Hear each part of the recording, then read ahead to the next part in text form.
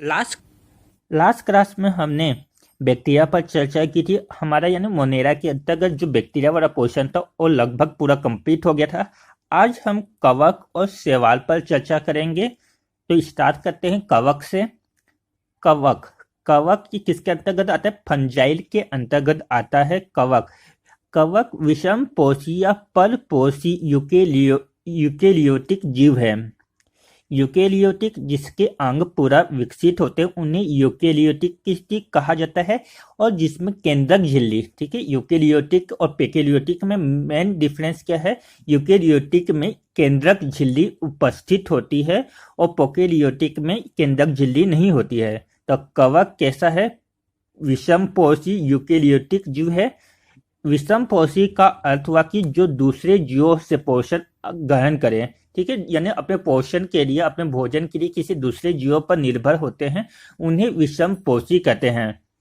साथ ही साथ कवक कहाँ पर उपस्थित, कहाँ पर से पनपते हैं? सड़े गले कार्बनिक पदार्थ पर निर्भर करते हैं। तो अर्थात इन्हें कवक को मृत्युजीव भी कहा जाता है। क्यों कहा जाता है? क्योंकि ये कहाँ पर उगते हैं? सड़े गले कार्बनिक पदार्थ पर उगते हैं।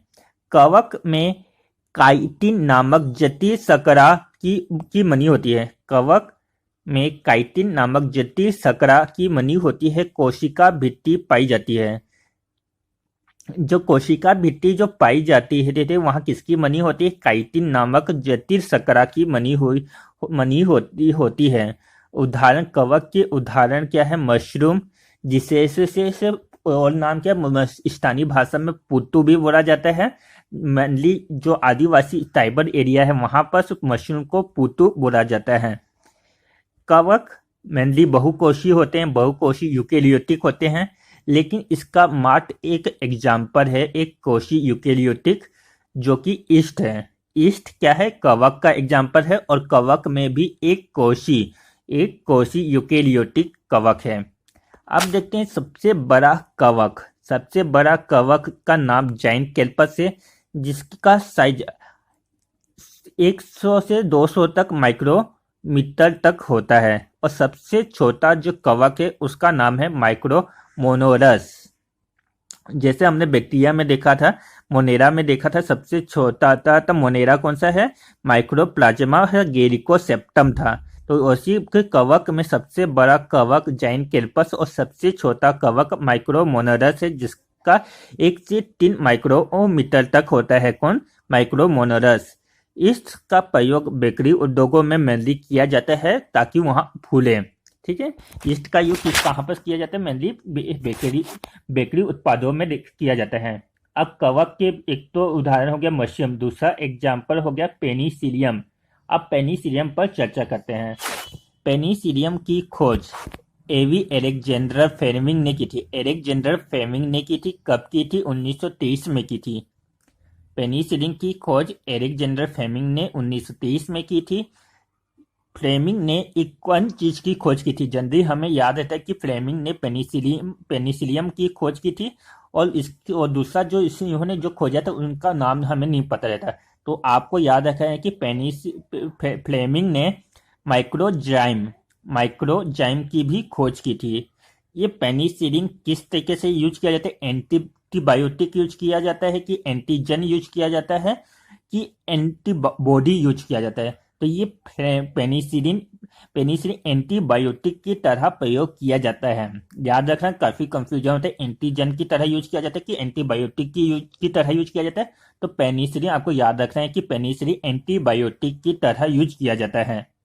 अब देखते हैं कि कवक से होने वाले लोग। तो कवक से दाग, खाज, खुजली, स्कर्विच रोग, एथलीस्ट, कुष्ठ रोग, गंजापन, लिग्वस रोग कवक के कारण होता है।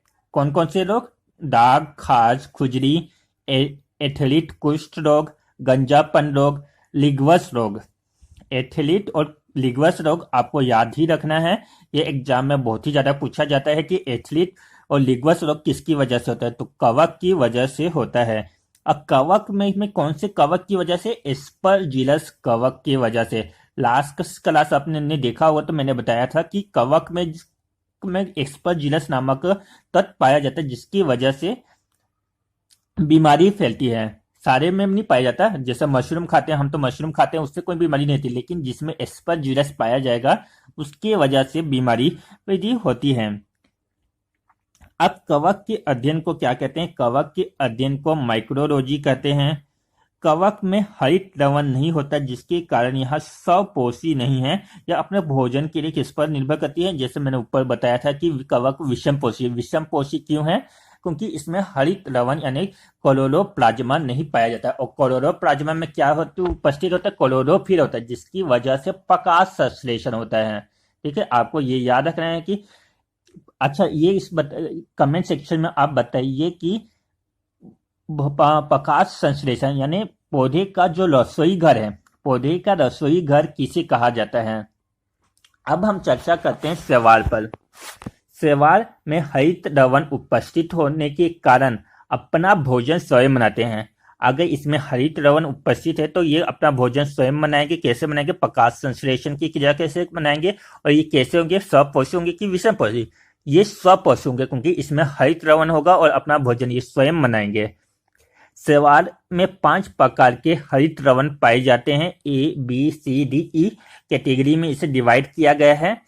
अब इसमें जो लवण पाया जाता है जिसमें इस शैवालों में विभिन्न प्रकार के वर्णक पाए जाते हैं। वर्णक के कारण ही उनमें अलग अलग तरह के रंग होते हैं। अब उन वर्णक के बारे में हम पढ़ते हैं कि कौन से वर्णक से कौन सा रंग उत्पन्न होता है। तो सबसे बेसिक जो सभी को मालूम होता है, क्लोरोफिल। क्लोरोफिल के कारण शैवालों का रंग कैसा होता है? हरा रंग होता है। और यही क्लोरोफिल प्रकाश संश्लेषण की क्रिया में प्रकाश का ग्रहण, प्रकाश संश्लेषण की क्रिया में प्रकाश का ग्रहण इन्हीं क्लोरोफिल के कारण होता है। इसमें अगर कोई तत्व, जैसे कोई पूछेगा कि इसमें कौन सा तत्व उपस्थित होता है, तो आपको याद रखना है कि मैग्नीशियम तत्व उपस्थित होता है। जितने भी हरी पत्तियां होती है उसमें मैग्नीशियम तत्व उपस्थित होता है। अब भूरा रंग, भूरा रंग लोसोफिशियल के कारण होता है। लाल रंग लोडोफिशियल के कारण होता है। नीला रंग साइनोफिशियल के कारण होते हैं, साइनोफिशियल के कारण होते हैं। और लिजोपस के कारण गुलाबी रंग होता है। शैवालों का रंग कैसा गुलाबी किसके कारण होता है? लिजोपस के कारण होता है। भूरा रंग लोसोफिशियल के कारण, लाल रंग लोडोफिशियल के कारण, नीला रंग साइनोफिशियल के कारण। अब एक लैंगिक जनन युग मनाती है। तो शैवाल, अब देखते हैं शैवाल या एल्गी के अध्ययन को क्या कहते हैं। ठीक है, शैवाल एल्गी जो किसका पोधक है? शैवाल का ही पोधक है। और एंगर किससे तैयार किया जाता है? यहाँ पर मैंने नहीं लिखा है, आप भी लिख लीजिएगा कि एंगर शैवाल से ही तैयार किया जाता है। शैवाल के अध्ययन को फाइकोलॉजी या फिकोलॉजी, फाइका या फिकोलॉजी कहा जाता है। सबसे पुराना शैवाल नील हरित शैवाल है। ठीक है, आपको याद रखना, नील हरित शैवाल को क्या बोलते हैं? साइनोबैक्टीरिया भी बोलते हैं। अब पढ़ेंगे लाइकेन। ये लाइकेन कवक और शैवाल का मिश्रित है, जिसको सहजीविता का ये एग्जाम्पल है। अब इसके बारे में हम अध्ययन करते हैं।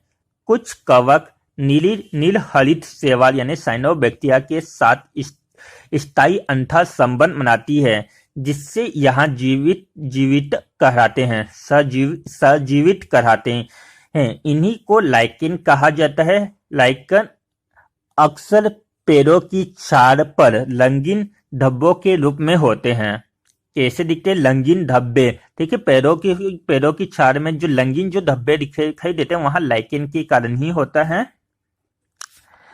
यहाँ कवक और शैवाल, तो इसमें कवक की क्या है? परपोषी, और शैवाल क्या है? स्वपोषी। और ये शैवाल क्या अपना भोजन स्वयं बनाएंगे, और कवक अपने भोजन के लिए शैवाल पर निर्भर करेंगे। और ये शैवाल को स्थान देने का स्थान कौन देगा? कवक देगा। ठीक है, आपको याद रखना कि इसमें कौन सी क्रिया कौन करती है? शैवाल भोजन का निर्माण करती है, कवक उन्हें रहने के लिए स्थान प्रदान करती है। लाइकेन से संबंधित एक अन्य तथ्य आपको याद रखना है। लाइकेन वायु प्रदूषण का सूचक होता है। जो लिटमस पेपर होता है लाइकेन का बना होता है। अब देखते हैं कि कुछ इंपॉर्टेंट पॉइंट देखते हैं, जैसे लिथोफाइट्स। लिथोफाइट्स किन्हें कहा जाता है?